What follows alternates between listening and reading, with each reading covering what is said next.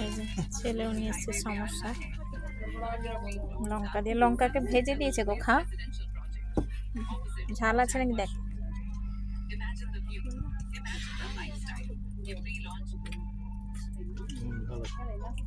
এটা একটু তো জোরে দিল আবার।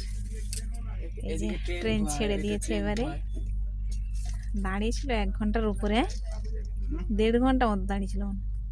কত দাঁড়ালো? হ্যাঁ 1.5 ঘন্টা, 1 ঘন্টা 40 মিনিট। হ্যাঁ 1 ঘন্টা 40 মিনিট। তোমাদের দাদা এই যে পান বানিয়েই যাচ্ছে, খেয়েই যাচ্ছে, বসে বসে কি করবে। আমরা তো সমস্যাটা নিতে গেছি। আমি তো তোর বাবাকে বলেইছি সিগন্যাল দিচ্ছে কিনা দেখবে।